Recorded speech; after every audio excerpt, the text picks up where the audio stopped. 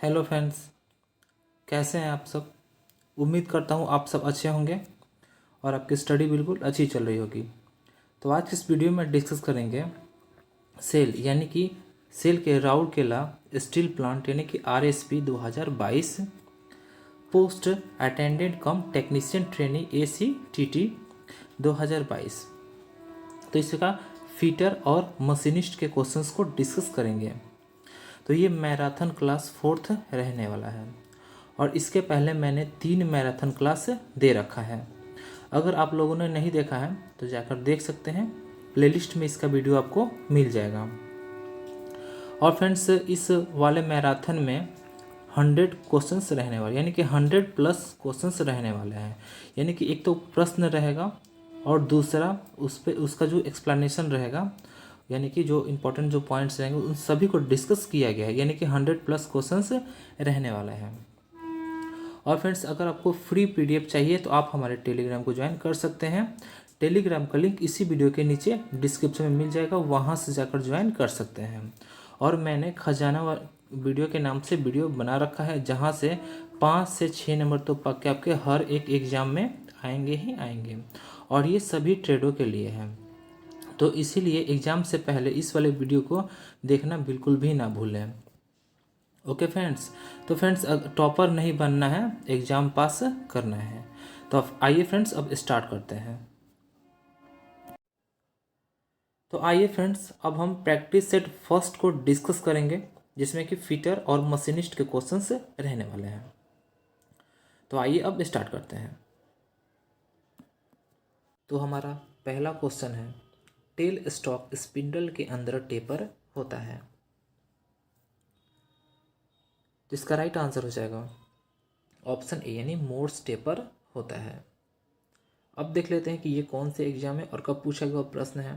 तो ये RRB Gorakhpur ALP 2006 में पूछा गया हुआ प्रश्न है। अब इसी से रिलेटेड जो इंपॉर्टेंट पॉइंट है उन सभी को डिस्कस कर लेते हैं। जैसे टेल स्टॉक स्पिंडल या स्लीब के अंदर मोर्स टेपर कटा रहता है, जिसमें डेड सेंटर टूल फिट किया जाता है। मोर्स टेपर का अनुपात जो होता है वो 1:20 होता है। अगला क्वेश्चन है question number second, live centre की अपेक्षा डेड सेंटर में क्या होता है। तो इसका राइट आंसर हो जाएगा ऑप्शन डी यानी कि अधिक घर्षण होता है। अब देख लेते हैं कि ये कौन से एग्जाम में और कब पूछा गया प्रश्न है। तो ये IOF फीटर 2013 में पूछा गया हुआ प्रश्न है। अब जो इम्पोर्टेंट पॉइंट है उन सभी को भी डिस्कस कर लेते हैं। जैसे लाइव सेंटर की अपेक्षा डेड सेंटर में अधिक घर्षण होता है, क्योंकि डेड सेंटर स्थिर रहता है और लाइव सेंटर स्पिंडल के साथ घूमता है। अगला क्वेश्चन है क्वेश्चन नंबर थर्ड, एक टूल द्वारा धातु की आसानी से मशीनिंग करने को कहते हैं। तो इसका राइट आंसर हो जाएगा ऑप्शन सी यानी कि मशीन एबिलिटी कहते हैं। अब देख लेते हैं कि ये कौन से एग्जाम है और कब पूछा गया प्रश्न है। तो ये RRB मुजफ्फरपुर ALP 2009 में पूछा गया हुआ प्रश्न है। अब जो इम्पोर्टेंट पॉइंट है उसको भी डिस्कस कर लेते हैं। जैसे एक टूल द्वारा धातु की आसानी से मशीनिंग करने को मशीन एबिलिटी कहते हैं। अगला क्वेश्चन है क्वेश्चन नंबर फोर्थ, सेंटर सुराख वाले जॉब को टर्न यानी कि खरादन करने के लिए कौन सी युक्ति प्रयोग होती है। तो इसका राइट आंसर हो जाएगा ऑप्शन ए यानी कि मैंड्रिल। अब जो इम्पोर्टेंट पॉइंट है उसको भी डिस्कस कर लेते हैं। उसके पहले ये देख लेते हैं कि ये कौन से एग्जाम है और कब पूछा गया प्रश्न है। तो ये RRB मुंबई ALP 2009 में पूछा गया प्रश्न है। फ्रेंड्स, यहाँ से आपको आइडिया बिल्कुल भी मिल रहा होगा कि कैसे कैसे क्वेश्चंस पूछे गए हुए थे एग्जाम में। अब जो इम्पोर्टेंट पॉइंट है उसको भी डिस्कस कर लेते हैं। जैसे सेंटर सुराख वाले खोखले जॉब यानी कि जॉब को टर्न करने के लिए मैंड्रिल का प्रयोग करते हैं, जिससे आसानी से टर्निंग क्रिया हो जाती है। अगला क्वेश्चन है क्वेश्चन नंबर 5, मैंड्रिल किस धातु का बना होता है। फ्रेंड्स, मैंने वीडियो बना रखा है टूल्स और मटेरियल यानी कौन से टूल किस मटेरियल का बना हुआ है उस पर मैंने वीडियो बना रखा है। अगर आप लोगों ने वो जो खजाना वाला जो वीडियो है उसको नहीं देखा है तो जाकर देख सकते हैं, वहाँ से आपको क्लियर हो जाएगा। तो इसका राइट आंसर हो जाएगा ऑप्शन डी, यानी हाई कार्बन स्टील के बना होता है। अब देख लेते हैं कि ये कौन से एग्जाम में और कब पूछा गया वो प्रश्न है। तो ये आरआरबी सिकंदराबाद एएलपी 2008 में पूछा गया हुआ प्रश्न है। अब जो इम्पोर्टेंट पॉइंट है उन सभी को डिस्कस कर लेते हैं। जैसे मैंड्रिल हाई कार्बन स्टील का बना होता है। यह ठोस साफ्ट या स्पिंडल जैसी होती है, जिस पर छेद यानी कि होल वाले भागों को चढ़ाकर उनकी बाहरी सतहों का मशीनिंग किया जाता है। अगला क्वेश्चन है क्वेश्चन नंबर 6। घुमाव की प्रक्रिया के दौरान अधिकांश उपकरण लटकता है। तो इसका राइट आंसर हो जाएगा ऑप्शन बी, यानी कि उपकरण के अधिक ताप देने के कारण। अब देख लेते हैं कि ये कौन से एग्जाम में और कब पूछा गया प्रश्न है। तो ये आरआरबी बेंगलोर एएलपी 2007 में पूछा गया प्रश्न है। अब जो इम्पोर्टेंट पॉइंट है उसको भी डिस्कस कर लेते हैं। जैसे घुमाव की प्रक्रिया के दौरान अधिकांश उपकरण के अधिक ताप देने के कारण लटकता है। अगला क्वेश्चन है क्वेश्चन नंबर 7। टर्निंग ऑपरेशन में फीड की दिशा होती है। तो इसका राइट आंसर हो जाएगा ऑप्शन ए, यानी कि दाएं से बाएं। अब देख लेते हैं कि ये कौन से एग्जाम में और कब पूछा गया प्रश्न है। तो ये आरआरबी कोलकाता एएलपी 2008 में पूछा गया प्रश्न है। अब जो इम्पोर्टेंट पॉइंट है उन सभी को भी डिस्कस कर लेते हैं। जैसे लेथ मशीन पर turning operation job head stock spindle में तथा टेल स्टॉक दोनों सेंटरों में जुड़ा रहता है। समय समय पर फीड की दिशा दाएं से बाएं की ओर दी जाती है। अगला क्वेश्चन है क्वेश्चन नंबर 8। ड्रिल होल को बड़ा करने के लिए निम्न में से किस औजार का प्रयोग किया जाता है। तो इसका राइट आंसर हो जाएगा ऑप्शन डी, यानी कि बोरिंग टूल का प्रयोग किया जाता है। और ये जो प्रश्न है ये कोल इंडिया फीटर 2013 में पूछा गया हुआ प्रश्न है।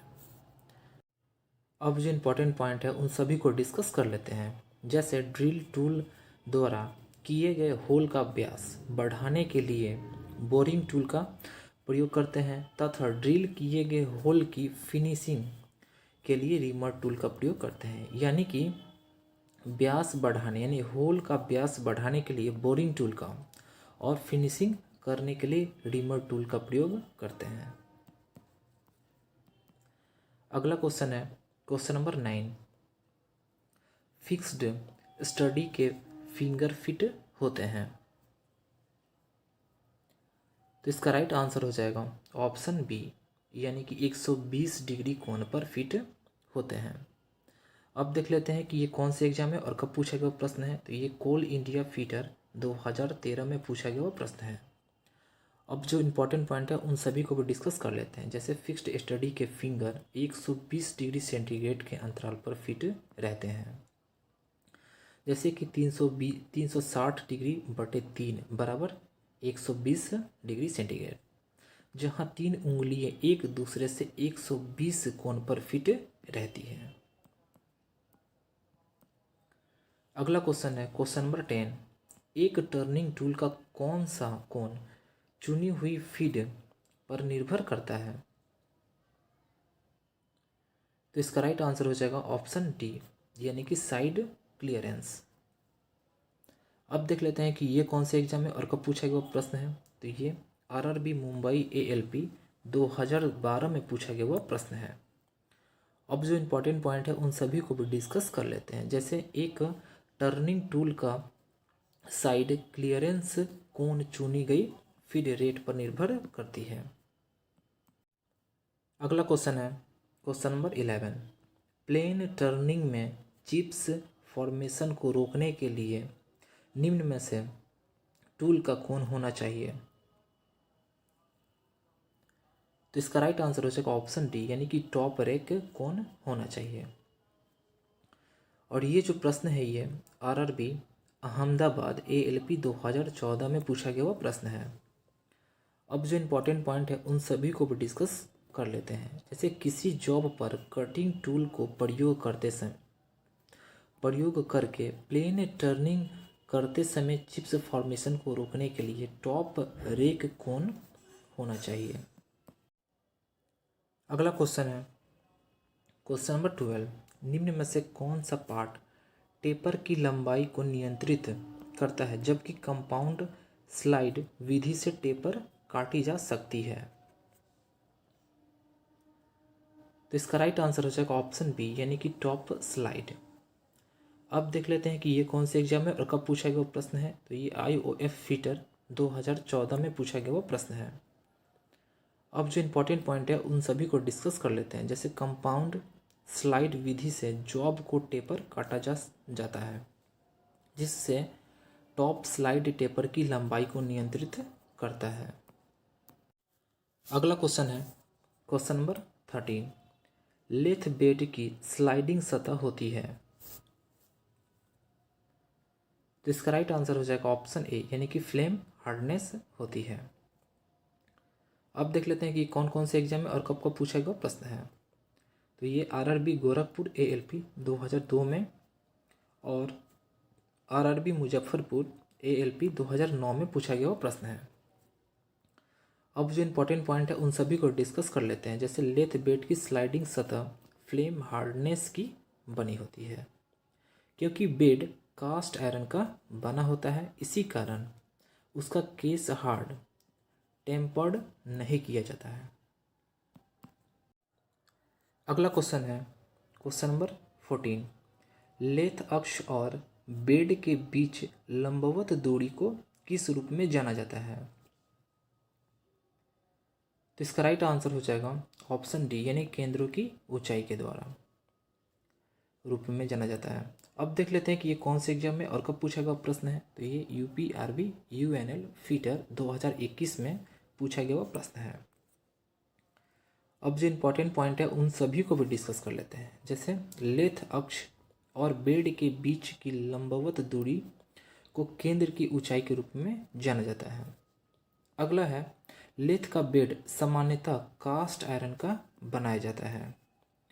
अगला है लेथ मशीन पर टर्निंग, बोरिंग, थ्रेडिंग, ड्रिलिंग तथा रिमिंग आदि क्रियाएं की जा सकती है।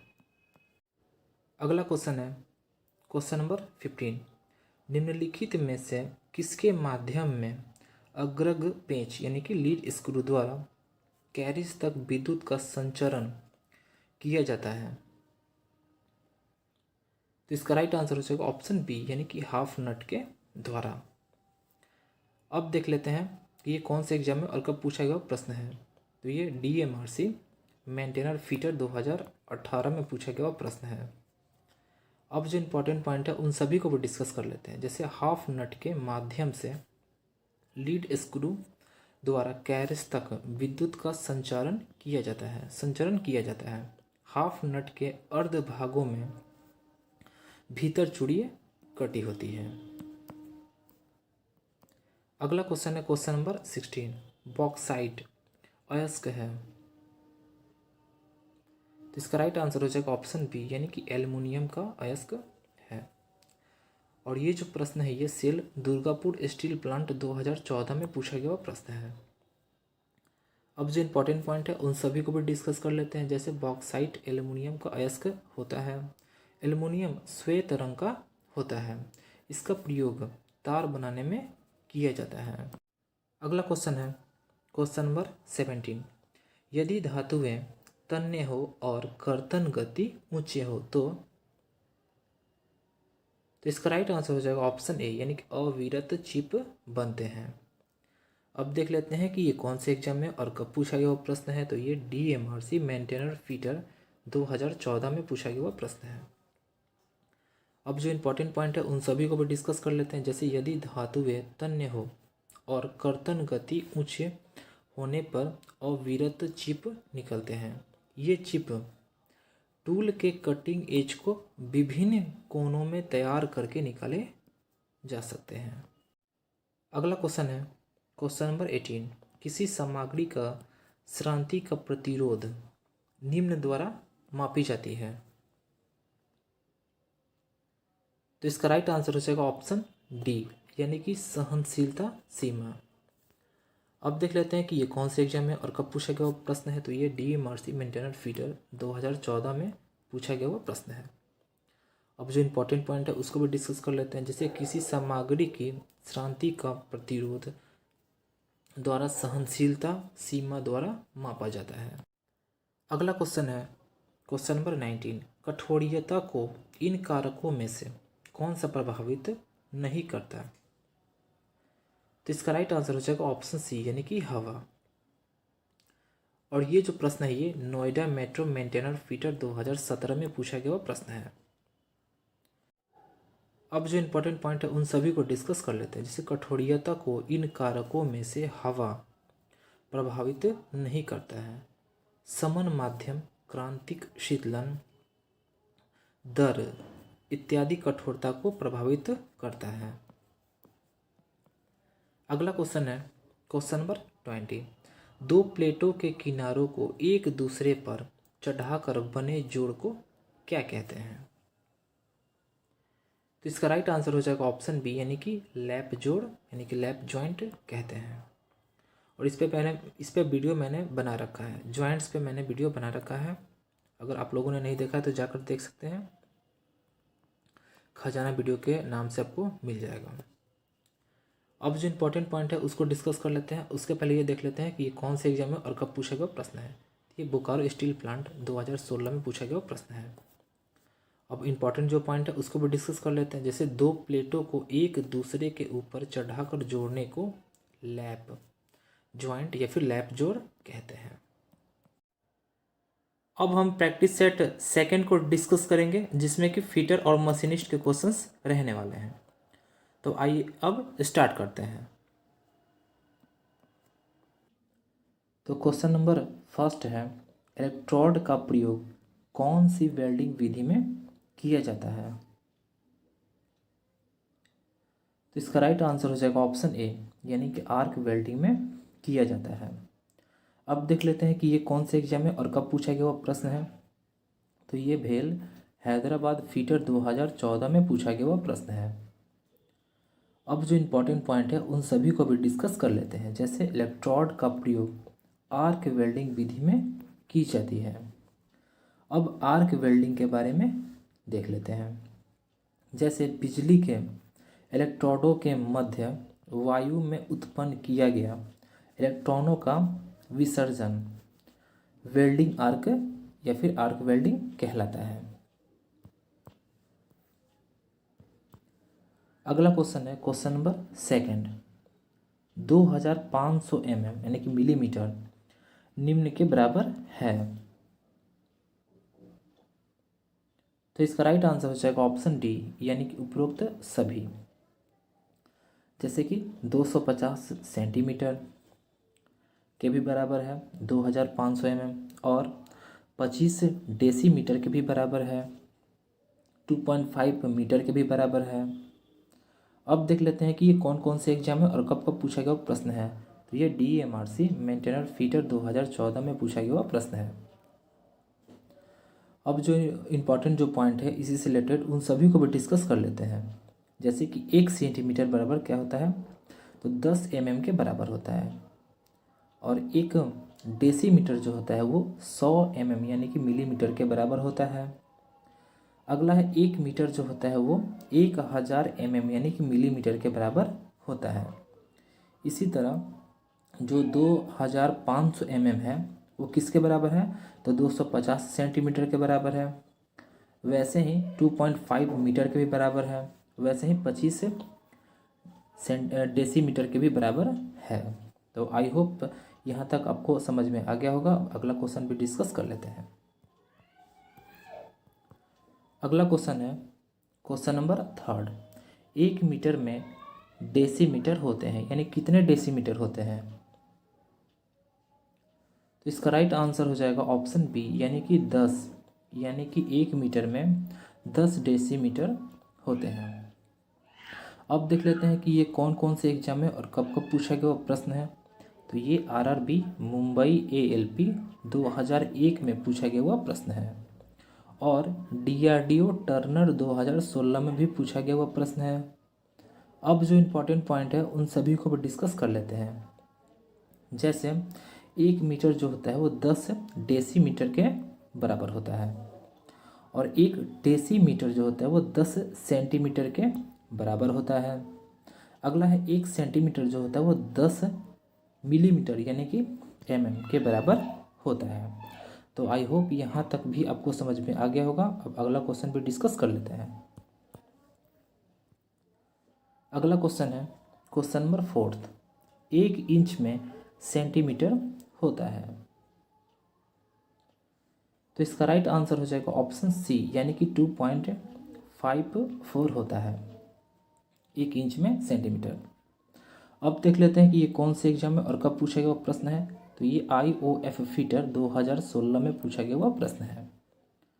अब जो इम्पोर्टेंट पॉइंट है उन सभी को भी डिस्कस कर लेते हैं। जैसे 1 इंच में 2.54 सेंटीमीटर होता है, और 1 इंच में कितना होता है यानी कि मिलीमीटर होता है, तो वो होता है 25.4 होता है। तो इन दोनों में आप कंफ्यूज बिल्कुल भी ना हो, क्योंकि इन दोनों का जो डेटा है बिल्कुल एक जैसा है, केवल जो दशमलव है उसमें थोड़ा सा वेरिएशन है।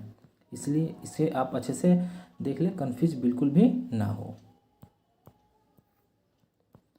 अगला क्वेश्चन है क्वेश्चन नंबर 5। स्टील रूल बनाया जाता है। तो इसका राइट आंसर हो जाएगा ऑप्शन बी, यानी कि स्प्रिंग स्टील के बनाए जाते हैं। अब देख लेते हैं कि ये जो प्रश्न है ये कौन कौन से एग्जाम में और कब कब पूछा गया हुआ है।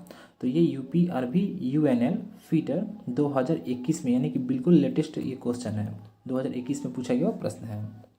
और RRB गोरखपुर ALP 2001 में भी पूछा गया हुआ प्रश्न है, यानी कि बहुत ही ज़्यादा इंपॉर्टेंट है, क्योंकि 2 एग्जाम्स में ये रिपीट हो चुका है। अब जो इम्पोर्टेंट पॉइंट है उसको भी डिस्कस कर लेते हैं। जैसे स्टील रूल प्रायः स्प्रिंग स्टील तथा स्टेनलेस स्टील की बनाई जाती है, यानी कि 2 मटेरियल का बना हुआ था, एक इसका और एक इसका, यानी कि एक स्प्रिंग स्टील का और एक स्टेनलेस स्टील का। अगला क्वेश्चन है क्वेश्चन नंबर 6। श्रिंक रूल प्रयोग किया जाता है। तो इसका राइट आंसर हो जाएगा ऑप्शन सी, यानी कि पैटर्न मेकर में। अब देख लेते हैं कि ये कौन से एग्जाम में और कब पूछा गया प्रश्न है। तो ये IOF फीटर 2015 में पूछा गया प्रश्न है। अब जो इम्पोर्टेंट पॉइंट है उन सभी को भी डिस्कस कर लेते हैं। जैसे श्रिंक रूल में इंच वाले निशान स्टैंडर्ड इंच से कुछ बड़े होते हैं। ये निशान कार्य के अनुसार 1/10 इंच से 7/16 इंच तक प्रति फुट बड़े रखे जाते हैं। इसका अधिकतर प्रयोग पैटर्न मेकर के द्वारा किया जाता है। अगला क्वेश्चन है क्वेश्चन नंबर 7। संवेदक प्रमापी किस काम में प्रयोग होता है। तो इसका राइट आंसर हो जाएगा ऑप्शन ए, यानी कि 2 मिलन पृष्ठ के बीच का अंतर जांचने हेतु। अब देख लेते हैं कि ये कौन से एग्जाम में और कब पूछा गया प्रश्न है। तो ये UPRB UNL TG second fitter 2016 में पूछा गया प्रश्न है। अब जो इम्पोर्टेंट पॉइंट है उन सभी को भी डिस्कस कर लेते हैं। जैसे संवेदक प्रमापी 2 मिलने वाली पृष्ठ के बीच का अंतर जांचने में प्रयोग होता है। अगला क्वेश्चन है क्वेश्चन नंबर 8। सेंटर पंच का उपयोग किया जाता है। तो इसका राइट आंसर हो जाएगा ऑप्शन सी, यानी कि चिन्ह लगाने के लिए सेंटर पंच का उपयोग किया जाता है। अब देख लेते हैं कि ये कौन से एग्जाम में और कब पूछा गया प्रश्न है। तो ये RRB ALP मैकेनिक डीजल 2019 में फर्स्ट शिफ्ट में पूछा गया प्रश्न है। अब जो इम्पोर्टेंट पॉइंट है इसी से रिलेटेड उन सभी को भी डिस्कस कर लेते हैं। जैसे सेंटर पंच का प्रयोग छिद्रों के केंद्रों को लोकेट करने या चिन्ह करने के लिए या केंद्र बिंदु को गहरा करने के लिए किया जाता है। अगला है इसके पॉइंट का जो कोण होता है वो 90 डिग्री रखा जाता है। अगला है इस पंच की जो लंबाई होती है वो 100 mm वह व्यास 10 mm होता है। अगला क्वेश्चन है क्वेश्चन नंबर 9। केंद्र पंच की नोक का कोण सामान्यतः होता है, डिग्री में आपको बताना है। तो इसका राइट आंसर हो जाएगा ऑप्शन सी, यानी कि 60 डिग्री का भी होता है और 90 डिग्री का भी होता है। किसका? तो सेंटर पंच का। अब देख लेते हैं कि कौन से एग्जाम में और कब पूछा गया प्रश्न है। तो ये UPRB UNL technician grade second fitter 2015 में पूछा गया प्रश्न है।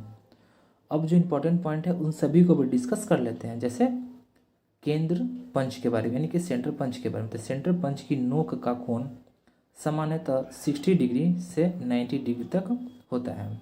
इसका एक सिरा नुकीला तथा दूसरा प्रहार के लिए बनाया जाता है, यानी कि मारने के लिए। इस पंच का उपयोग सुराखों के केंद्रों को लोकेट करने के लिए किया जाता है। अगला क्वेश्चन है question number 10। White land powder को तारपीन के तेल के घोल में मिलाया जाता है, जिससे तैयार मार्किंग मीडिया क्या कहलाता है? तो इसका राइट आंसर हो जाएगा ऑप्शन सी, यानी पार्सियन ब्लू कहलाता है। अब देख लेते हैं कि ये कौन से एग्जाम में और कब पूछा गया प्रश्न है। तो ये आरआरबी पटना एएलपी 2001 में पूछा गया हुआ प्रश्न है। अब जो इम्पोर्टेंट पॉइंट है उसको भी डिस्कस कर लेते हैं। जैसे व्हाइट लैंड पाउडर को तारपीन के तेल में के घोल में मिलाया जाता है, जिससे तैयार मार्किंग मीडिया पार्सियन ब्लू कहलाता है। अगला क्वेश्चन है क्वेश्चन नंबर 11। निम्न में से कौन मार्किंग मीडिया नहीं है? तो इसका राइट आंसर हो जाएगा ऑप्शन सी, यानी कि ब्लैक पॉलिश, यानी कि जो ब्लैक जो पॉलिश जो है वो मार्किंग मीडिया नहीं है। अब देख लेते हैं कि ये कौन कौन से एग्जाम में और कब कब पूछा गया प्रश्न है। तो ये आरआरबी रांची एएलपी 2007 में पूछा गया प्रश्न है और आईओएफ फीटर 2014 में भी पूछा गया प्रश्न है। अब जो इम्पोर्टेंट पॉइंट है उन सभी को डिस्कस कर लेते हैं। जैसे ब्लैक पॉलिश एक मार्किंग मीडिया नहीं है, क्योंकि इससे मार्क करने पर मार्किंग स्थान दिखाई नहीं देगा। अगला क्वेश्चन है क्वेश्चन नंबर 12।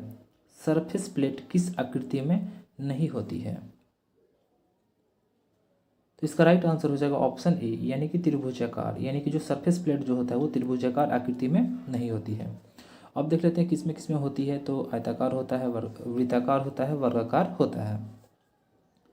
अब जो इम्पोर्टेंट पॉइंट है उसको डिस्कस कर लेते हैं। उससे पहले ये देख लेते हैं कि ये कौन से एग्जाम में और कब पूछा गया प्रश्न है। तो ये आरआरबी मुजफ्फरपुर एएलपी 2009 में पूछा गया प्रश्न है। अब जो इम्पोर्टेंट पॉइंट है उसको भी डिस्कस कर लेते हैं। तो सरफेस प्लेट त्रिभुजाकार आकृति में नहीं होती है। इसे उच्च कार्बन इस्पात, यानी कि हाई कार्बन स्टील का बनाया जाता है। इसकी आकृति आयताकार, वर्गाकार तथा वृत्ताकार भी बनाई जाती है। इसके प्रयोग से मार्किंग कार्य, मापन के दौरान जॉब को आधार प्रदान करने आदि कार्य किए जाते हैं। अगला क्वेश्चन है क्वेश्चन नंबर 13। स्क्रैपर का प्रयोग कहाँ किया जाता है? तो इसका राइट आंसर हो जाएगा ऑप्शन सी, यानी कि खुरचने के लिए स्क्रैपर का प्रयोग किया जाता है। अब देख लेते हैं कि ये कौन से एग्जाम में और कब पूछा गया प्रश्न है। तो ये आईओएफ फीटर 2012 में पूछा गया प्रश्न है। अब जो इम्पोर्टेंट पॉइंट है उन सभी को भी डिस्कस कर लेते हैं। जैसे स्क्रैपर के बारे में, तो मशीनिंग करने के पश्चात सतहों पर बचे हुए उभरे भागों को खुरच कर समाप्त करने के लिए जिन औजारों का प्रयोग किया जाता है उसे स्क्रैपर कहते हैं। अगला क्वेश्चन है क्वेश्चन नंबर 14।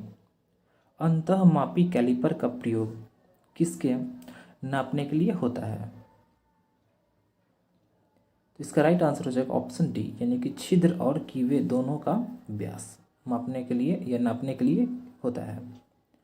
अब देख लेते हैं कि ये कौन से एग्जाम में और कब पूछा गया प्रश्न है। तो ये DMRC मेंटेनर फीचर 2017 में पूछा गया प्रश्न है। अब जो इम्पोर्टेंट पॉइंट है उन सभी को डिस्कस कर लेते हैं। जैसे अंतः कैलिपर का प्रयोग छिद्र और कीवे दोनों का व्यास नापने के लिए प्रयोग किया जाता है। अतः मापी कैलिपर से किसी पदार्थ का आंतरिक डाया मापा जाता है।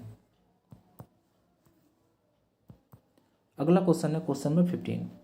एक स्लॉट की चौड़ाई को मापने के लिए किस प्रकार के कैलिपर का प्रयोग किया जाता है। तो इसका राइट आंसर हो जाएगा ऑप्शन सी, यानी कि अंतः कैलिपर का प्रयोग किया जाता है। अब देख लेते हैं कि ये कौन से एग्जाम में और कब पूछा गया प्रश्न है। तो ये UPRB UNL TG second fitter 2016 में पूछा गया प्रश्न है। अब जो इम्पोर्टेंट पॉइंट है उन सभी को भी डिस्कस कर लेते हैं। जैसे एक स्लॉट की चौड़ाई को मापने के लिए आंतरिक कैलिपर का प्रयोग किया जाता है, जिसके द्वारा किसी बोर का व्यास, किसी झिरी की चौड़ाई आदि मापा जाता है। अगला क्वेश्चन है क्वेश्चन नंबर 16। टॉर्क रिंच का उपयोग किया जाता है। तो इसका राइट आंसर हो जाएगा ऑप्शन बी, यानी कि बोल्ट और नट को कसने के लिए। और ये जो प्रश्न है ये RRB ALP मैकेनिक डीजल 2019 में फर्स्ट शिफ्ट में पूछा गया हुआ प्रश्न है।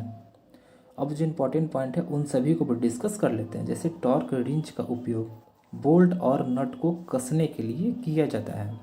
यह रिंच मुख्यतः 3 प्रकार के होते हैं।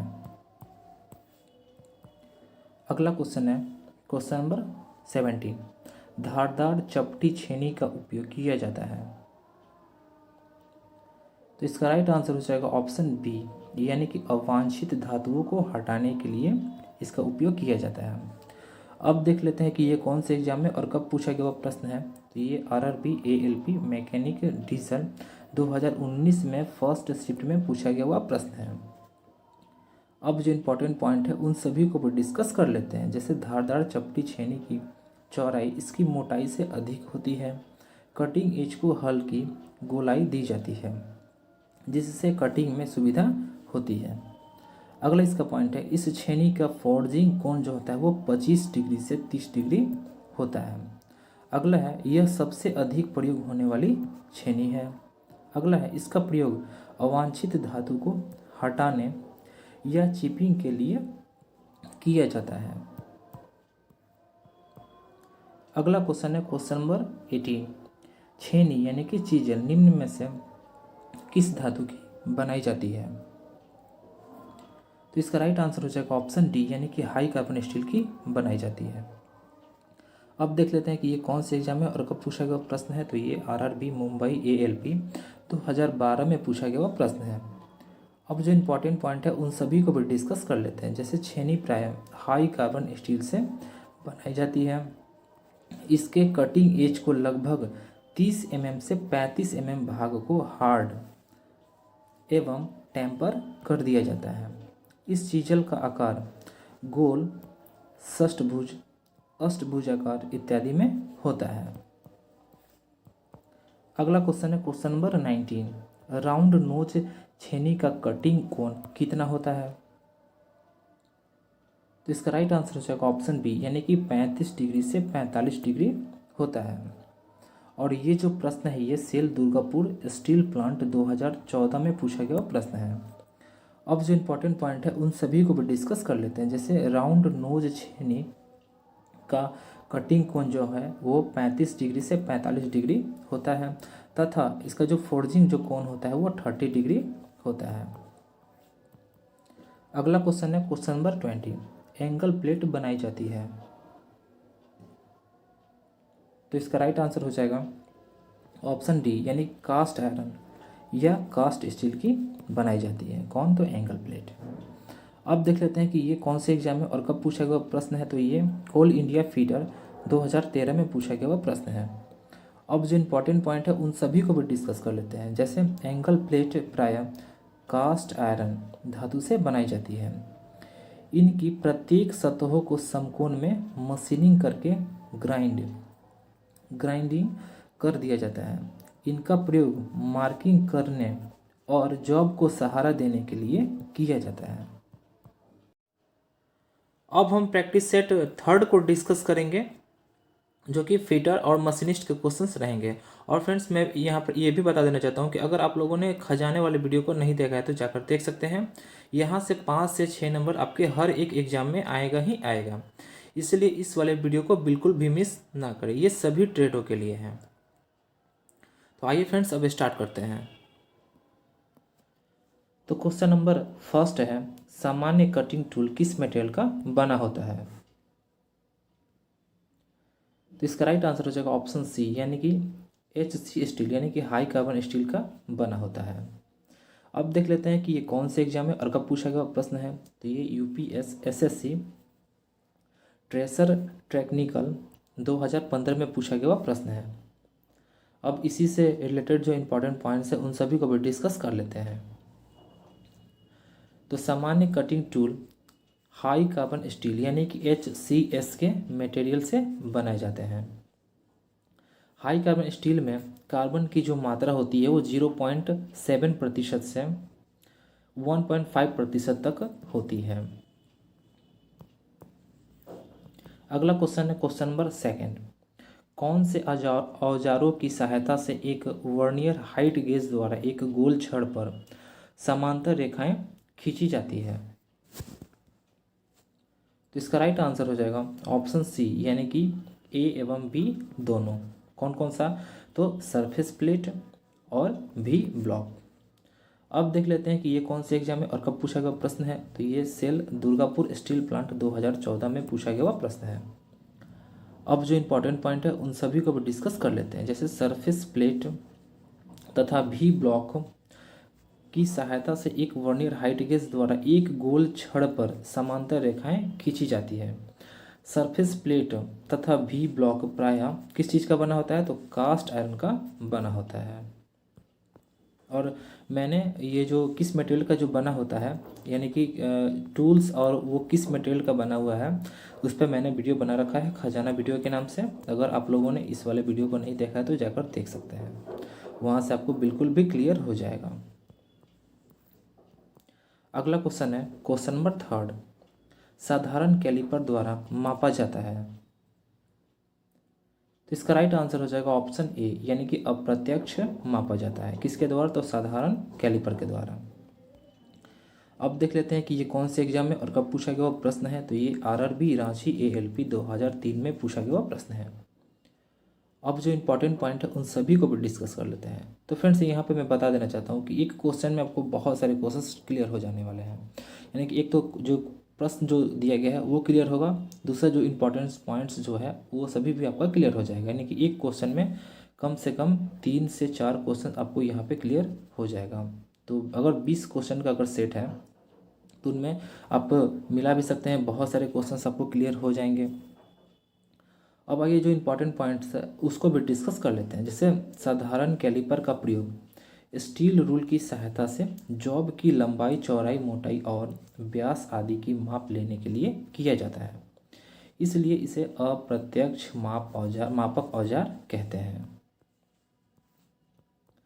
अगला क्वेश्चन है क्वेश्चन नंबर 4, एक कार्यखंड के बाहरी माप या स्लॉट को मापने के लिए गेज का नाम बताएं। यानी कि स्लॉट को मापने के लिए कौन से गेज का प्रयोग करते हैं उसका नाम आपको बताना है। तो इसका राइट आंसर हो जाएगा ऑप्शन डी, यानी कि उपरोक्त A एंड B दोनों, यानी कि लिमिट गेज से भी और वर्नियर कैलिपर से भी। अब देख लेते हैं कि कौन से एग्जाम में और कब पूछा गया प्रश्न है। तो ये ऑर्डिनेंस फैक्ट्री फीटर इटारसी 2016 में पूछा गया प्रश्न है।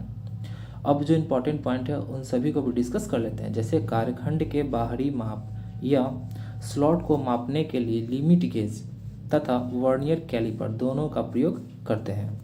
लिमिट गेज का प्रयोग हम मास प्रोडक्शन के लिए करते हैं, और ये जो पॉइंट है ये बहुत ही ज़्यादा इम्पोर्टेंट पॉइंट है, इसको अच्छे से आप याद कर लें। अगला क्वेश्चन है क्वेश्चन नंबर 5, स्लिप गेज का दूसरा नाम क्या है? तो इसका राइट आंसर हो जाएगा ऑप्शन बी, यानी कि जॉनसन ब्लॉक गेज के नाम से भी जानते हैं। किसको? तो स्लिप गेज को। अब देख लेते हैं कि ये कौन से एग्जाम में और कब पूछा गया प्रश्न है। तो ये आरआरबी इलाहाबाद एएलपी 2010 में पूछा गया प्रश्न है। अब जो इम्पोर्टेंट पॉइंट है उसको भी डिस्कस कर लेते हैं। जैसे स्लिप गेज का दूसरा नाम जॉनसन ब्लॉक गेज है। गेज ब्लॉक टूल यानी कि गेज ब्लॉक जो है वो टूल स्टील या क्रोमियम स्टील या स्टेबलाइज्ड स्टील आदि के बनाए जाते हैं। अगला क्वेश्चन है क्वेश्चन नंबर 6, टेलीस्कोपिक गेज किस काम आते हैं। तो इसका राइट आंसर हो जाएगा ऑप्शन बी यानी बड़े सुराखों का आंतरिक व्यास नापने के काम आता है टेलीस्कोपिक गेज। अब देख लेते हैं कि ये कौन से एग्जाम में और कब पूछा गया प्रश्न है। तो ये आरआरबी मुंबई एएलपी 2012 में पूछा गया हुआ प्रश्न है। अब जो इम्पोर्टेंट पॉइंट है उसको भी डिस्कस कर लेते हैं। जैसे यह एक प्रकार का अप्रत्यक्ष मापी गेज है जिसका प्रयोग अधिक गहराई पर अंदरूनी साइजों को चेक करने के लिए किया जाता है। अगला क्वेश्चन है क्वेश्चन नंबर 7, गियर के दांतों की प्रोफाइल की जांच की जाती है। तो इसका राइट आंसर हो जाएगा ऑप्शन बी यानी कि प्रकाशीय प्रोजेक्टर से। अब देख लेते हैं कि ये कौन से एग्जाम में और कब पूछा गया प्रश्न है। तो ये आरआरबी कोलकाता एएलपी 2008 में पूछा गया हुआ प्रश्न है। अब जो इम्पोर्टेंट पॉइंट है उसको भी डिस्कस कर लेते हैं। जैसे गियर के दांतों की प्रोफाइल की जांच प्रकाशीय प्रोजेक्टर से की जाती है। अगला क्वेश्चन है क्वेश्चन नंबर 8, छोटी सी गैप को मापने के लिए निम्न में से किसका उपयोग होता है। तो इसका राइट आंसर हो जाएगा ऑप्शन ए यानी कि फीलर गेज का उपयोग होता है। अब देख लेते हैं ये कौन से एग्जाम में और कब पूछा गया प्रश्न है। तो ये आरआरबी बिलासपुर एएलपी 2012 में पूछा गया हुआ प्रश्न है। फ्रेंड्स मैं यहाँ पे ये भी बता देना चाहता हूँ कि जितने भी सारे प्रीवियस ईयर जो क्वेश्चन है बहुत ही ज़्यादा इंपॉर्टेंट है आपके एग्जाम के पॉइंट ऑफ व्यू से। इसलिए आप ये ना देखें कि ये कौन से एग्जाम में पूछा गया हुआ है, बस आप ये देखें कि ये आपके ट्रेड से रिलेटेड है और ये कब पूछा गया हुआ प्रश्न है। ऐसा भी हो सकता है कि आपके डीआरडीओ के एग्जाम में या फिर इसरो या फिर किसी भी एग्जाम में ये क्वेश्चन रिपीट हो। वैसे रिपीट होता ही है, जो प्रीवियस ईयर जितने भी सारे क्वेश्चंस होते हैं वो रिपीट होते ही होते हैं। अब आइए फ्रेंड्स जो इंपॉर्टेंट पॉइंट है उन सभी को भी डिस्कस कर लेते हैं। जैसे फीलर गेज के बारे में, तो इसे थिकनेस गेज भी कहा जाता है, यानी कि जो फीलर गेज है इसका एक और नाम क्या है तो थिकनेस गेज के नाम से भी इसे जानते हैं। इसके द्वारा दो पार्ट्स के बीच के गैप जांची जाती है। वस्तुतः यह भिन्न भिन्न मोटाई वाली पतली पत्तियों यानी कि स्ट्रिप्स की बनी गेजों का एक सेट होता है जो एक होल्डर में स्क्रू द्वारा कसा रहता है या रिवेटेड किया रहता है। अगला क्वेश्चन है क्वेश्चन नंबर 9, किसके मापन के लिए डबल गेज का उपयोग किया जाता है। तो इसका राइट आंसर हो जाएगा ऑप्शन ए यानी कि बहुत कम दूरी मापन के लिए डबल गेज का उपयोग किया जाता है। अब देख लेते हैं कि ये कौन से एग्जाम में और कब पूछा गया प्रश्न है। तो ये आरआरबी बेंगलोर एएलपी 2007 में पूछा गया हुआ प्रश्न है। अब जो इम्पोर्टेंट पॉइंट है उन सभी को डिस्कस कर लेते हैं। जैसे बहुत कम दूरी मापन के लिए डबल गेज का उपयोग किया जाता है। अगला क्वेश्चन है क्वेश्चन नंबर 10, प्रकाशीय गेज निम्नलिखित सिद्धांत पर कार्य करता है। तो इसका राइट आंसर हो जाएगा ऑप्शन ए यानी कि परावर्तन के सिद्धांत पर कार्य करता है। अब देख लेते हैं कि ये कौन से एग्जाम में और कब पूछा गया प्रश्न है। तो ये आरआरबी गोरखपुर एएलपी 2009 में पूछा गया हुआ प्रश्न है। अब जो इम्पोर्टेंट पॉइंट है उन सभी को डिस्कस कर लेते हैं। जैसे प्रकाशीय गेज परावर्तन के सिद्धांत पर कार्य करता है। अगला क्वेश्चन है question number 11, vernier bevel protector का क्या उपयोग है। तो इसका राइट आंसर हो जाएगा ऑप्शन सी यानी कि कोनों को मापना है, यही इसका उपयोग है। किसका तो वर्नियर बेवल प्रोटेक्टर का। अब देख लेते हैं कि ये कौन कौन से एग्जाम में और कब कब पूछा गया प्रश्न है। तो ये डीएमआरसी मेंटेनर फीटर 2017 में पूछा गया प्रश्न है और आईओएफ फीटर 2012 में भी पूछा गया प्रश्न है। यानी कि ये 2 बार रिपीट हो चुका है, यानी कि ऐसा भी हो सकता है कि आपके एग्जाम में ये रिपीट हो जाए। अब जो इम्पोर्टेंट पॉइंट है उन सभी को डिस्कस कर लेते हैं। जैसे वर्नियर वेबल प्रोटेक्टर का लिस्ट काउंट 5 मिनट होता है। वर्नियर वेबल प्रोटेक्टर का उपयोग कोनों को मापने में किया जाता है। अगला क्वेश्चन है क्वेश्चन नंबर 12। छेनी सामग्री के भीतर गड़ेगी जब, तो इसका राइट आंसर हो जाएगा ऑप्शन सी, यानी कि आंतरिक कोण अधिक हो तब क्या होगी, तो छेनी सामग्री के भीतर गड़ेगी जब आंतरिक जो कोण है वो अधिक हो। अब देख लेते हैं कि ये कौन से एग्जाम में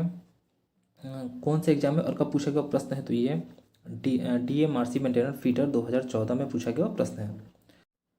अब जो इम्पोर्टेंट पॉइंट है उन सभी को भी डिस्कस कर लेते हैं। जैसे छेनी पदार्थ के भीतर गड़ेगी तभी जब आंतरिक कोण अधिक हो। ठंडी अवस्था में काटने के लिए छेनी एक प्रमुख औजार है। इसके अतिरिक्त छेनिये द्वारा धातु को छीलने का कार्य भी करती है। अगला क्वेश्चन है क्वेश्चन नंबर 13। फोर्जिंग में ड्रिफ्ट का उपयोग किया जाता है। तो इसका राइट आंसर हो जाएगा ऑप्शन ए, यानी कि पंच द्वारा किए सुराख को बड़ा करने के लिए। अब देख लेते हैं कि ये कौन से एग्जाम में और कब पूछा गया प्रश्न है। तो ये IOF फीटर 2016 में पूछा गया प्रश्न है। अब जो इम्पोर्टेंट पॉइंट है उन सभी को डिस्कस कर लेते हैं। जैसे पंचिंग के बाद पतले होल को या लाइनिंग को बड़ा बनाने के लिए ड्रिफ्ट का प्रयोग किया जाता है। अगला क्वेश्चन है क्वेश्चन नंबर 14। स्वेज बनाए जाते हैं। तो इसका राइट आंसर हो जाएगा ऑप्शन डी, यानी कि हाई कार्बन स्टील के बनाए जाते हैं। अब देख लेते हैं कि ये कौन से एग्जाम में और कब पूछा गया प्रश्न है। तो ये मझगांव फीटर 2013 में पूछा गया प्रश्न है और RRB गुवाहाटी ALP 2006 में भी पूछा गया प्रश्न, यानी कि 2 एग्जाम में ये क्वेश्चन पूछा गया हुआ है। ये बहुत ही ज़्यादा इम्पॉर्टेंट क्वेश्चन है आपके एग्जाम के पॉइंट ऑफ व्यू से। अब जो इम्पोर्टेंट पॉइंट है उसको भी डिस्कस कर लेते हैं। जैसे स्वेज ब्लॉक प्रायः हाई कार्बन स्टील के बनाए जाते हैं। यह फोर्जिंग कार्यों में सहारने के लिए प्रयोग किए जाते हैं। स्वेज ब्लॉक में भिन्न भिन्न साइज के आयताकार, त्रिभुजाकार, गोल व चौकोर व एल आकार के सुराख बने होते हैं। अगला क्वेश्चन है क्वेश्चन नंबर 15। नोकिंग में औजार प्रयोग होते हैं। तो इसका राइट आंसर हो जाएगा ऑप्शन सी, यानी कि फूलर व हैमर। अब देख लेते हैं कि कौन से एग्जाम में और कब पूछा गया प्रश्न है। तो ये NTPC फीटर 2014 में पूछा गया प्रश्न है। अब जो इम्पोर्टेंट पॉइंट है उन सभी को डिस्कस कर लेते हैं। जैसे फूलर व हैमर एक ऊपर व एक नीचे 2 टूल्स का सेट होता है। इसको उच्च कार्बन स्टील यानी कि हाई कार्बन स्टील से बनाकर हार्ड व टेम्पर कर दिया जाता है। इसका प्रयोग प्रायः जॉबों में नेक यानी कि गर्दन बनाने के लिए किया जाता है। अगला क्वेश्चन है क्वेश्चन नंबर 16। फोर्ज का प्रयोग ब्लैक स्मिथी में किया जाता है। इसके जिस भाग में कोयला डालकर आग सुलगाई जाती है उसे क्या कहते हैं। तो इसका राइट आंसर हो जाएगा ऑप्शन सी, यानी कि हर्थ कहते हैं। अब देख लेते हैं कि ये कौन से एग्जाम में और कब पूछा गया प्रश्न है। तो ये IOF फीटर 2016 में पूछा गया प्रश्न है। अब जो इम्पोर्टेंट पॉइंट है उन सभी को डिस्कस कर लेते हैं। जैसे फोर्ज का वह भाग जहां ब्लैक स्मिथी में ईंधन रखकर आग लगाई जाती है हर्थ कहते हैं। अगला है हुड का कार्य धुएं को एकत्रित करके चिमनी के द्वारा बाहर निकाला जाता है। अगला है ट्यूवर्स का कार्य ईंधन और आग तक हवा का पहुंचाना होता है। अगला क्वेश्चन है क्वेश्चन नंबर 17। उच्च कार्बन स्टील यानी कि हाई कार्बन स्टील में कार्बन की जो प्रतिशत जो होती है वो क्या है। तो इसका राइट आंसर हो जाएगा ऑप्शन बी, यानी कि 0.5% से 1% तक। अब देख लेते हैं कि कौन से एग्जाम में और कब पूछा गया प्रश्न है। तो ये इसरो टेक्नीशियन बी फीटर 2020 में पूछा गया प्रश्न है। अब जो इम्पोर्टेंट जो पॉइंट है ये बहुत ही ज़्यादा इंपॉर्टेंट है आपके एग्जाम के पॉइंट ऑफ व्यू से, इसे तो आप मिस बिल्कुल भी ना करें। तो स्टील के प्रकार एक तरफ दिया गया है और इसका दिया गया इसमें कार्बन की मात्रा दिया गया है। तो डेड माइल्ड स्टील में कार्बन की जो प्रतिशत यानी कि जो मात्रा होती है वो कितनी होती है, तो 0.05 से 0.15% होता है। लो कार्बन या माइल्ड स्टील में कार्बन की मात्रा कितना होता है, तो 0.15 से 0.130% होता है। अगला है मीडियम कार्बन स्टील, यानी मीडियम कार्बन स्टील में कार्बन की जो प्रतिशत जो मात्रा जो होता है वो कितना होता है, तो 0.30 से 0.8% तक होता है। अगला है हाई कार्बन स्टील, तो हाई कार्बन स्टील में जो कार्बन की जो मात्रा होती है वो कितना प्रतिशत होता है, तो 0.8 या 1.5% होता है। तो फ्रेंड्स ऑप्शन के अनुसार देखा जाए तो ऑप्शन में अगर इसके निकट जो मान दिया रहेगा वही आपका राइट आंसर हो जाएगा। तो इसीलिए इसका राइट आंसर ऑप्शन बी हो गया है, क्योंकि इसके निकट जो है ये बी वाला जो ऑप्शन में जो दिया गया है वही है, इसीलिए राइट आंसर इसका ये हो जाएगा। अगला है टूल स्टील, तो टूल स्टील में जो कार्बन की जो मात्रा होती है वो कितना कितना प्रतिशत होता है, तो 0.9 से 1.5% तक होता है। तो आई होप यहाँ तक आपको समझ में आ गया होगा, और ये परसेंटेज जो है यानी कार्बन की जो मात्रा है उसे तो आप अच्छे से याद कर ही लें। अगला क्वेश्चन है क्वेश्चन नंबर 18, मृदु इस्पात का विशिष्ट घनत्व कितना है, तो इसका राइट आंसर हो जाएगा ऑप्शन सी यानी कि 7.8 है। अब देख लेते हैं कि ये कौन से एग्जाम में और कब पूछा गया प्रश्न है, तो ये इसरो टेक्नीशियन बी फीडर 2019 में पूछा गया प्रश्न है। अब जो इंपॉर्टेंट पॉइंट है उन सभी को डिस्कस कर लेते हैं। जैसे मृदु इस्पात का जो विशिष्ट जो घनत्व है वो 7.8 होता है। अगला है 0.25% कार्बन वाली स्टील को मृदु स्टील यानी कि माइल्ड स्टील के नाम से भी जाना जाता है। अगला क्वेश्चन है क्वेश्चन नंबर 19, इस्पात के लिए निम्न क्रांतिक बिंदु यानी कि क्या समझ रहे, क्रिटिकल पॉइंट, तो क्रिटिकल पॉइंट तापमान कितना है, तो इसका राइट आंसर हो जाएगा ऑप्शन ए यानी कि 723 डिग्री सेंटीग्रेड। अब देख लेते हैं कि ये कौन से एग्जाम में और कब पूछा गया प्रश्न है, तो ये इसरो टेक्नीशियन बी फीडर 2017 में पूछा गया प्रश्न है। अब जो इंपॉर्टेंट पॉइंट है उन सभी को डिस्कस कर लेते हैं। जैसे इस्पात के लिए निम्न क्रांतिक बिंदु यानी कि क्रिटिकल पॉइंट कितना है, कितना सेंटीग्रेड होता है, तो 723 सेंटीग्रेड होता है। अगला है इसमें कार्बन की जो प्रतिशत जो होता है वो 0.15% से 1.5% तक होता है। अगला क्वेश्चन है क्वेश्चन नंबर 20, मृदु इस्पात यानी कि माइल्ड स्टील की तुलना में रबड़ का प्रत्यास्थ है, तो इसका राइट आंसर हो जाएगा ऑप्शन बी यानी कि लेस यानी कि कम, यानी कि मृदु इस्पात की तुलना में रबड़ कम प्रत्यास्थ है। अब देख लेते हैं कि ये कौन से एग्जाम में और कब पूछा गया प्रश्न है, तो ये इसरो टेक्नीशियन बी फीडर 2012 में पूछा गया प्रश्न है। अब जो इंपॉर्टेंट पॉइंट है उन सभी को डिस्कस कर लेते हैं। जैसे मृदु इस्पात यानी कि माइल्ड स्टील की तुलना में रबड़ कम प्रत्यास्थ होता है। इस्पात सबसे अधिक प्रत्यास्थ धातु है। तो फ्रेंड्स अब हम प्रैक्टिस सेट 4 को डिस्कस करेंगे, जिसमें कि फिटर और मशीनिस्ट के क्वेश्चंस रहने वाले हैं। तो आइए फ्रेंड्स अब स्टार्ट करते हैं। तो क्वेश्चन नंबर फर्स्ट है, मृदु इस्पात पर जस्ता को विलेपित किया जाता है, इसको कहा जाता है,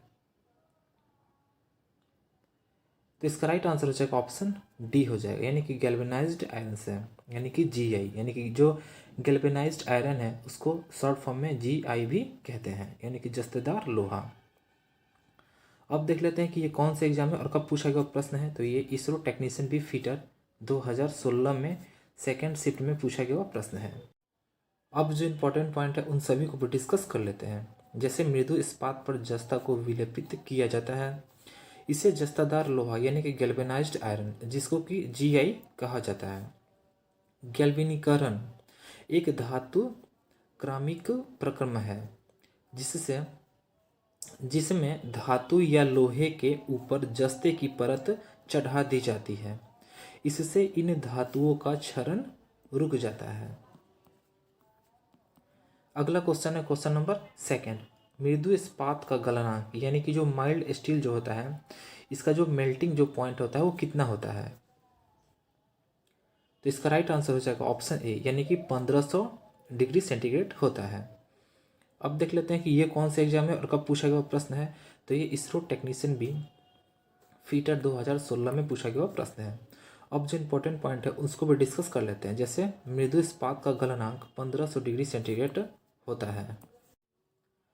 अगला क्वेश्चन है क्वेश्चन नंबर 3। स्टील पर एक पतली फास्फेट कोटिंग जो कि एनेमलों और पेंट के लिए बेस या प्राइमर का काम करे किसके बनने की प्रक्रिया कही जाती है। तो इसका राइट आंसर हो जाएगा ऑप्शन सी यानी कि पार्क राइजिंग। अब देख लेते हैं कि ये कौन सा एग्जाम है और कब पूछा गया प्रश्न है। तो ये आरआरबी गोरखपुर एएलपी 2006 में पूछा गया प्रश्न है। अब जो इंपॉर्टेंट पॉइंट है उसको भी डिस्कस कर लेते हैं। जैसे स्टील पर एक पतली फास्फेट कोटिंग जो कि एनामलों और पेंटों के लिए बेस या प्राइमर का काम करती है पार्क राइजिंग कहलाती है। अगला क्वेश्चन है क्वेश्चन नंबर 4। ब्रीनेल कठोरता परीक्षण उपकरण किस आकार की स्टील ग्रेड का प्रयोग करता है। तो इसका राइट आंसर हो जाएगा ऑप्शन बी यानी कि 5 mm यानी कि 5 मिलीमीटर। अब देख लेते हैं कि ये कौन सा एग्जाम है और कब पूछा गया प्रश्न है। तो ये आरआरबी बिलासपुर एएलपी 2012 में पूछा गया प्रश्न है। अब जो इंपॉर्टेंट पॉइंट है उसको भी डिस्कस कर लेते हैं। जैसे ब्रीनेल कठोरता परीक्षण उपकरण 5 mm आकार की स्टील ग्रेड का प्रयोग करता है। अगला क्वेश्चन है क्वेश्चन नंबर 5। निम्न में से सबसे अधिक कठोर कौन सा है। तो इसका राइट आंसर हो जाएगा ऑप्शन बी यानी कि हाई स्पीड स्टील, जिसको कि हम HSS से भी लिखते हैं। अब देख लेते हैं कि ये कौन सा एग्जाम है और कब पूछा गया प्रश्न है। तो ये आरआरबी गोरखपुर एएलपी 2009 में पूछा गया हुआ प्रश्न है। अब जो इम्पोर्टेंट पॉइंट है उन सभी को भी डिस्कस कर लेते हैं। जैसे इन सभी में से सबसे कठोर धातु हाई स्पीड स्टील है। अगला इसका पॉइंट है माइल्ड स्टील में कार्बन की जो मात्रा होती है वो 0.25% होती है। इसे लो कार्बन स्टील भी कहते हैं।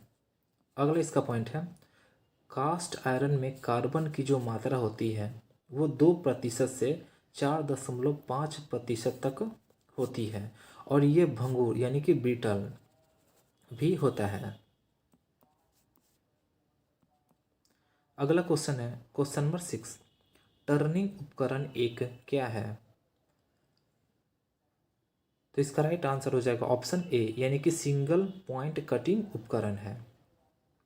अब देख लेते हैं कि ये कौन से एग्जाम में और कब पूछा गया प्रश्न है। तो ये UPRB UNL TG second fitter 2016 में पूछा गया प्रश्न है। अब जो इंपॉर्टेंट पॉइंट है उसको भी डिस्कस कर लेते हैं। जैसे टर्निंग उपकरण एक सिंगल पॉइंट कटिंग उपकरण होता है।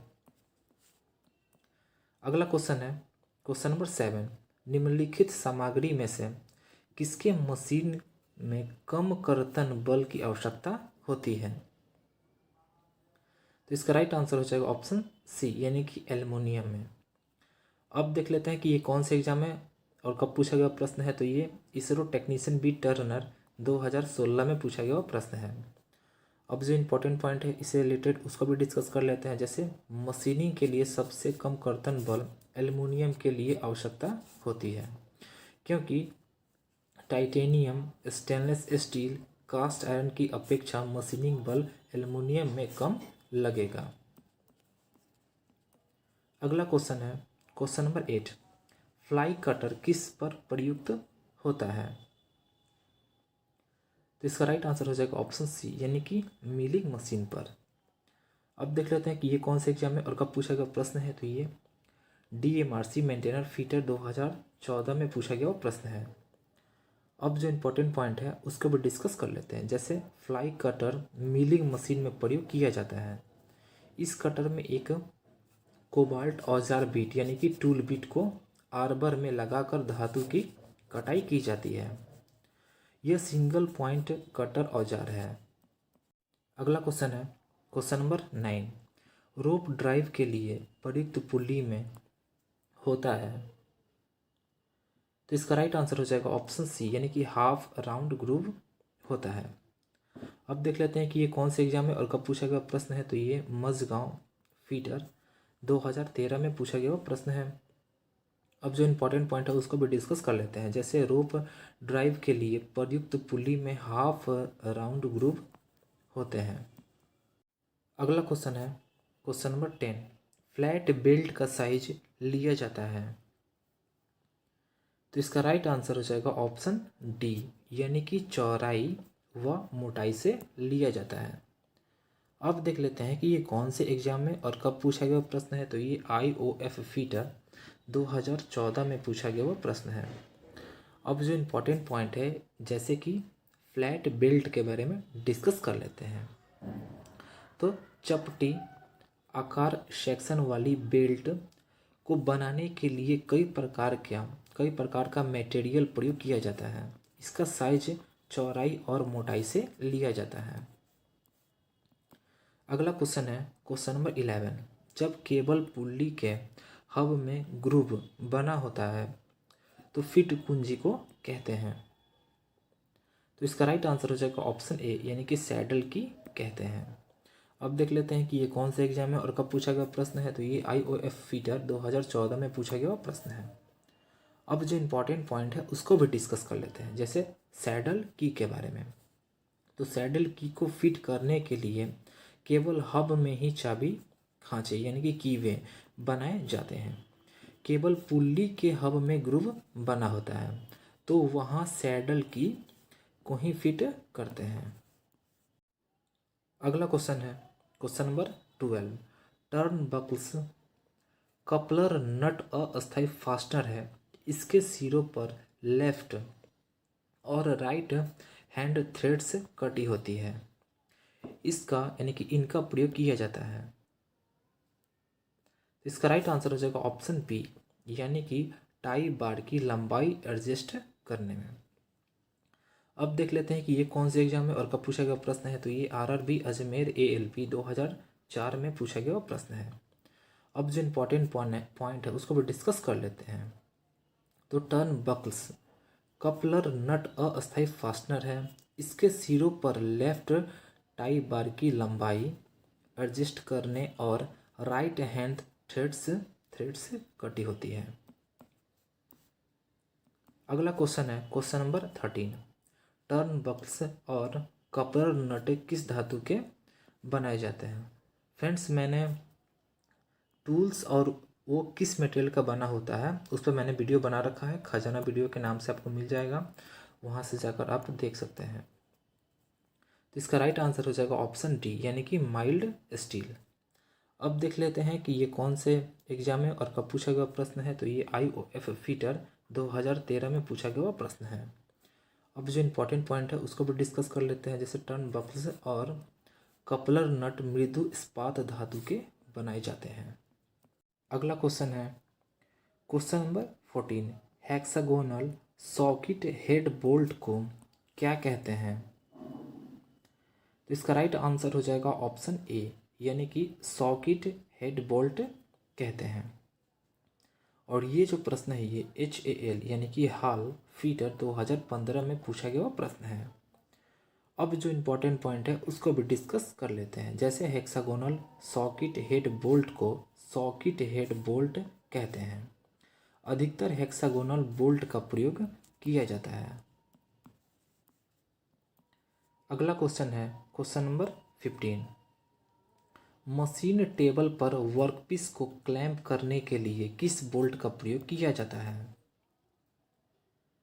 तो इसका राइट आंसर हो जाएगा ऑप्शन सी, यानी कि टी हैंड बोल्ट का प्रयोग किया जाता है। अब देख लेते हैं कि ये कौन से एग्जाम में और कब पूछा गया प्रश्न है। तो ये मझगांव फीटर 2013 में पूछा गया प्रश्न है। अब जो इम्पोर्टेंट पॉइंट है उसको भी डिस्कस कर लेते हैं। जैसे कि टी हेड बोल्ट का प्रयोग मशीन टेबल में जॉब या अन्य प्रकार की क्लैंपिंग डिवाइस को कसने के लिए किया जाता है। इसका हेड आयताकार व गर्दन वर्गाकार होती है। अगला क्वेश्चन है क्वेश्चन नंबर 16, टैप बोल्ट की विशेषता यह है कि तो इसका राइट आंसर हो जाएगा ऑप्शन बी, यानी कि इसमें प्रयोग करने के लिए नट की आवश्यकता नहीं होती है। अब देख लेते हैं कि ये कौन से एग्जाम में और कब पूछा गया प्रश्न है। तो ये IOF फीटर 2012 में पूछा गया प्रश्न है। अब जो इम्पोर्टेंट पॉइंट है उसको डिस्कस कर लेते हैं। जैसे टैप बोल्ट की विशेषता यह है कि इसमें प्रयोग करने के लिए नट की आवश्यकता नहीं है, जिसे जोड़े जाने वाले अंगों को बहुत कम खोलना पड़े तो टैप बोल्ट या टोपी स्क्रू का प्रयोग करते हैं। अगला क्वेश्चन है क्वेश्चन नंबर 17।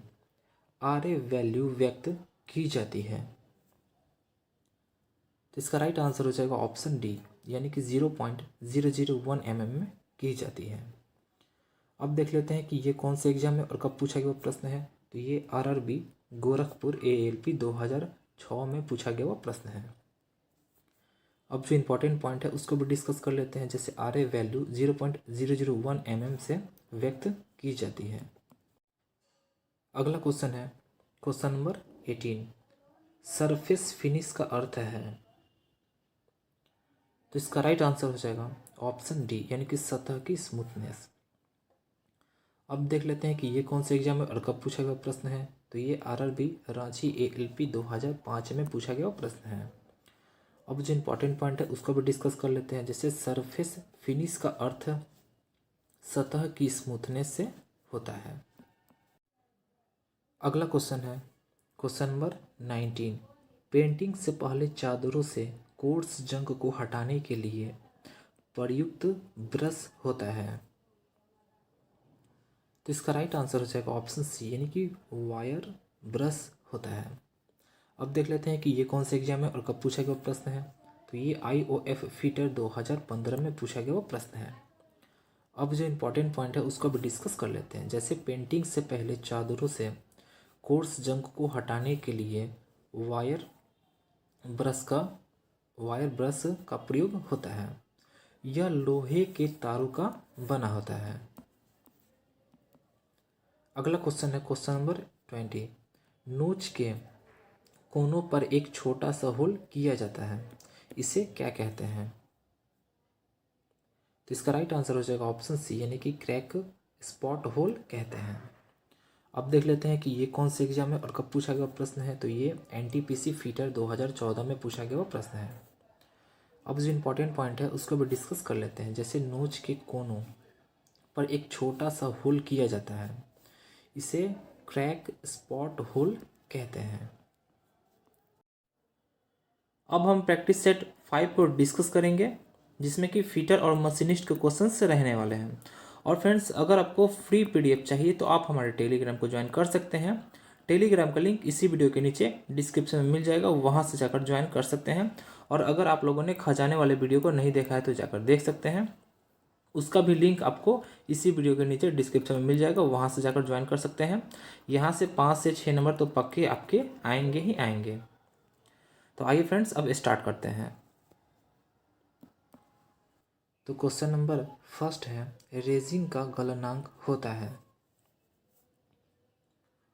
तो इसका राइट आंसर हो जाएगा ऑप्शन ए, यानी कि 80 डिग्री से 100 डिग्री सेंटीग्रेड तक होता है। अब देख लेते हैं कि ये कौन से एग्जाम में और कब पूछा गया प्रश्न है। तो ये RRB कोलकाता ALP 2005 में पूछा गया प्रश्न है। अब जो इम्पोर्टेंट पॉइंट है उन सभी को भी डिस्कस कर लेते हैं। जैसे रेजिंग लगभग 80 डिग्री से 100 डिग्री सेंटीग्रेड तक गलनांक इसका होता है। इसका प्रयोग बिजली के कामों में सोल्डरिंग के लिए की जाती है।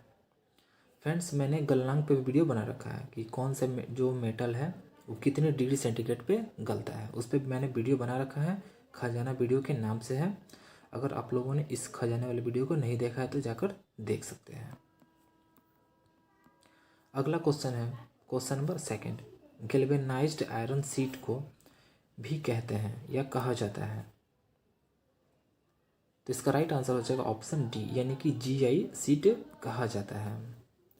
अब देख लेते हैं कि ये कौन से एग्जाम में और कब पूछा गया प्रश्न है। तो ये RRB ALP मैकेनिक डीजल 2019 में 3rd शिफ्ट में पूछा गया प्रश्न है।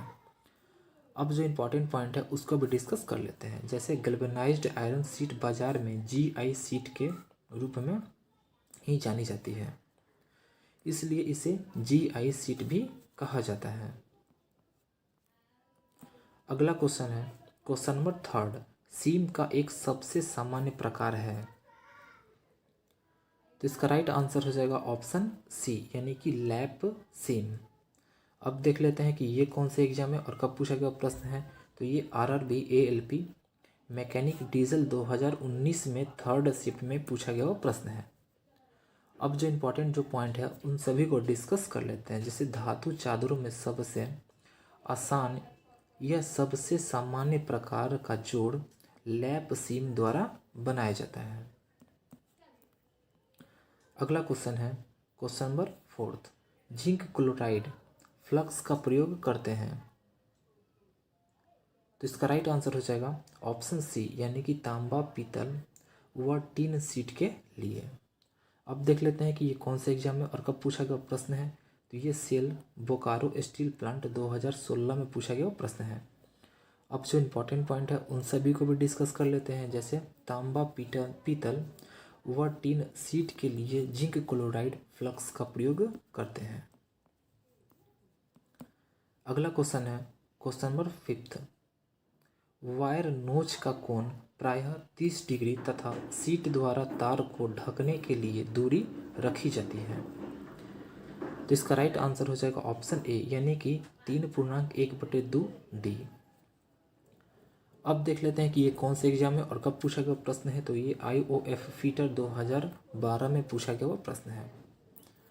अब जो इम्पोर्टेंट पॉइंट है उन सभी को डिस्कस कर लेते हैं। जैसे सीट मेटल कार्यों में किनारों पर तार डालते समय किनारों पर 30 डिग्री के कोण पर कट लगाया जाता है। जहाँ से नोच आरंभ होता है वह दूरी वायर के व्यास का 3.1/2D गुनी होती है। अगला क्वेश्चन है क्वेश्चन नंबर 6, रेती का स्पेसिफिकेशन किस तरह से किया जाता है। तो इसका राइट आंसर हो जाएगा ऑप्शन सी, यानी कि ये सभी प्रकार। अब कौन कौन सा ये भी देख लेते हैं। जैसे एकल कट या द्विकट, रुक्षता, लंबाई और आकार। अब देख लेते हैं कि ये कौन से एग्जाम में और कब पूछा गया प्रश्न है। तो ये IOF फीटर 2012 में पूछा गया प्रश्न है। फ्रेंड्स, यहाँ पे मैं ये भी बता देना चाहता हूँ कि जितने भी सारे प्रीवियस ईयर जो क्वेश्चंस हैं वो रिपीट होते हैं।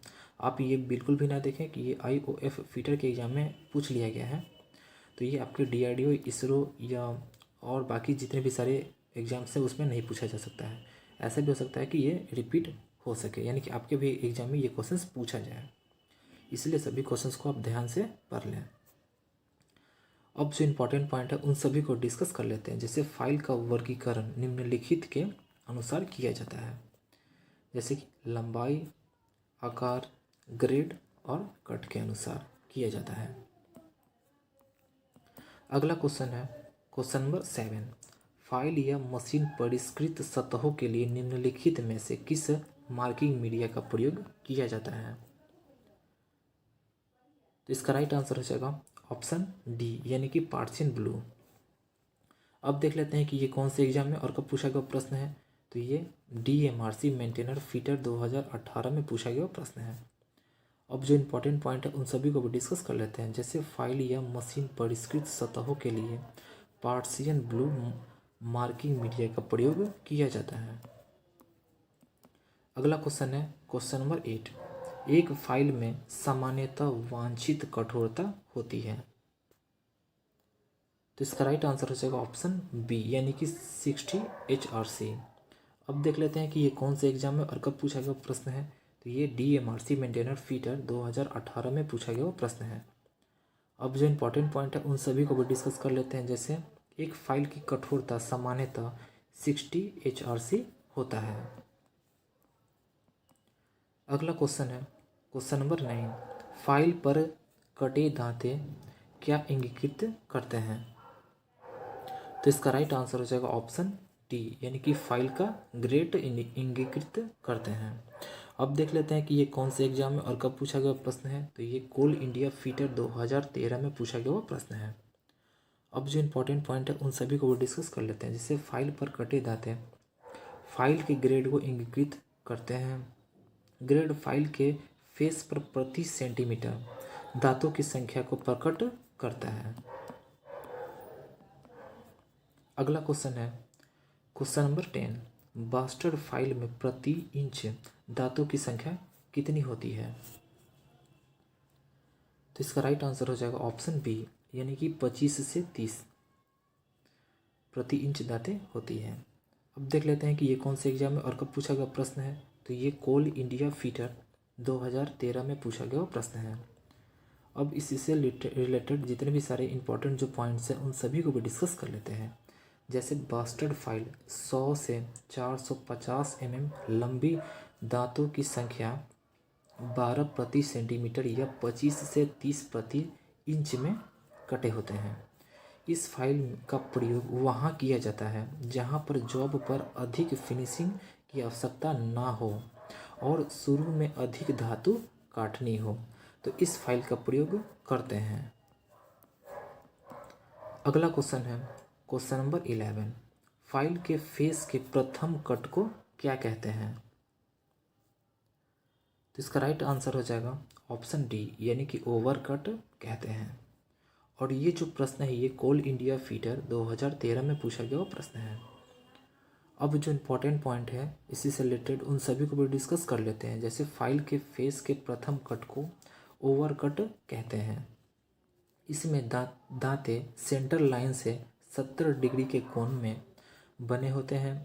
द्वितीय कट को अपकट कहते हैं जो सेंटर लाइन से 51 डिग्री के कोण पर कटे होते हैं।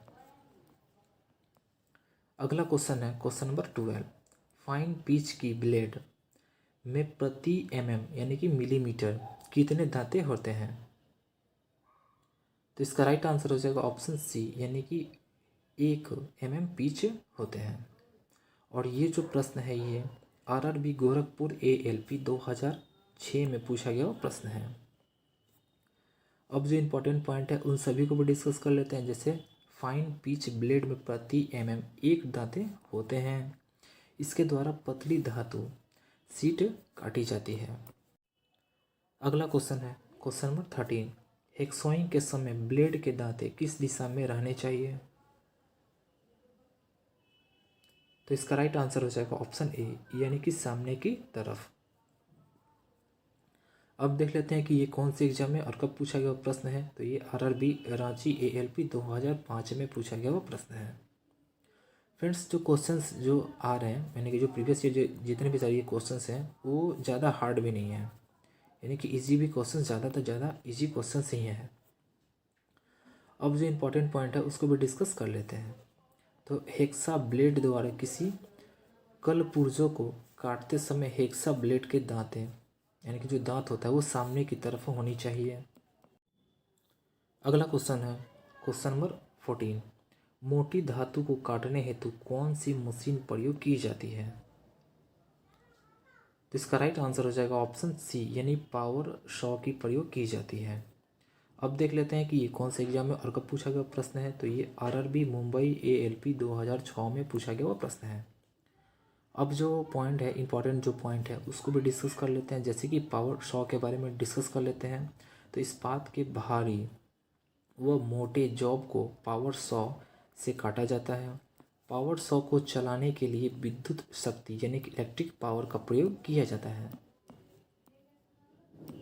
अगला क्वेश्चन है क्वेश्चन नंबर 15। LPG मीन्स यानी कि LPG का अर्थ है। तो इसका राइट आंसर हो जाएगा ऑप्शन डी, यानी कि लिक्विफाइड पेट्रोलियम गैस। अब देख लेते हैं कि ये कौन से एग्जाम में और कब पूछा गया प्रश्न है। तो ये इसरो टेक्नीशियन बी फीटर 2015 में पूछा गया हुआ प्रश्न है। अब जो इम्पोर्टेंट पॉइंट है उसको भी डिस्कस कर लेते हैं। जैसे LPG का अर्थ लिक्विफाइड पेट्रोलियम गैस है। यह कई हाइड्रोकार्बन का मिश्रण है। यह प्रोपेन, ब्यूटेन तथा इथेन का मिश्रण होता है। अगला क्वेश्चन है क्वेश्चन नंबर 16। चादर धातु ब्लैंको से कप के आकार वाले घटकों के निर्माण की प्रक्रिया को कहते हैं। तो इसका राइट आंसर हो जाएगा स्पिनिंग, यानी कि ऑप्शन बी, यानी कि स्पिनिंग। अब देख लेते हैं कि ये कौन से एग्जाम में और कब पूछा गया प्रश्न है। तो ये इसरो टेक्नीशियन बी फीटर 2015 में पूछा गया वो प्रश्न है। अब जो इम्पोर्टेंट जो पॉइंट है उसको भी डिस्कस कर लेते हैं। जैसे चादर धातु ब्लैंकों से कप के आकार वाले घटकों के निर्माण की प्रक्रिया को स्पिनिंग कहते हैं। अगला क्वेश्चन है क्वेश्चन नंबर 17। स्वर्ण यानी कि गोल्ड का प्रतीक है, यानी कि जो गोल्ड होता है उसका जो सिंबल होता है वो क्या होता है।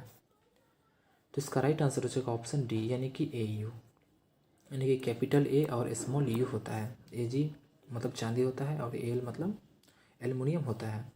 अब देख लेते हैं कि ये कौन से एग्जाम में और कब पूछा गया प्रश्न है। तो ये इसरो टेक्नीशियन बी फीटर 2016 में फर्स्ट शिफ्ट में पूछा गया प्रश्न है। अब जो इम्पोर्टेंट पॉइंट है उसको भी डिस्कस कर लेते हैं। जैसे स्वर्ण का प्रतीक यानी कि गोल्ड का जो सिंबल होता है वो AU होता है। यह सबसे तन्य व आघात वर्ध्य धातु है। अगला क्वेश्चन है क्वेश्चन नंबर 18। विद्युत भाषा में जो DC जो होता है इसको सूचित करता है।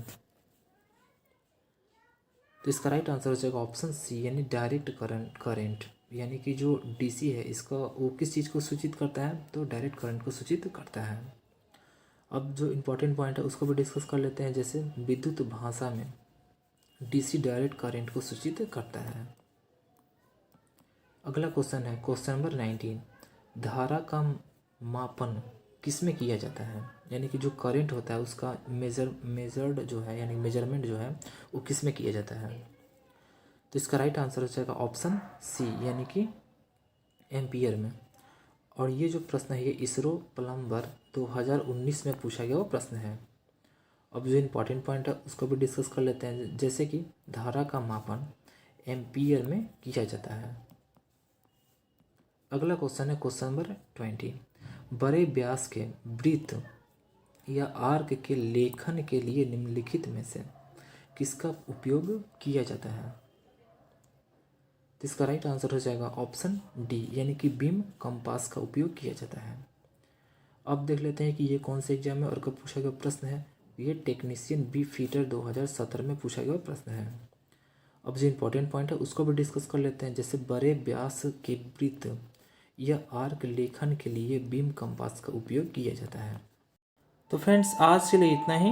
वीडियो कैसा लगा, अगर आपको वीडियो अच्छा लगा हो तो वीडियो को लाइक करें, चैनल को सब्सक्राइब करें और बेल आइकन को दबाएं ताकि नोटिफिकेशन आपको टाइम से मिल सके और आप अपडेट रह सकें। और फ्रेंड्स अगर आपको फ्री PDF चाहिए तो आप हमारे टेलीग्राम को ज्वाइन कर सकते हैं।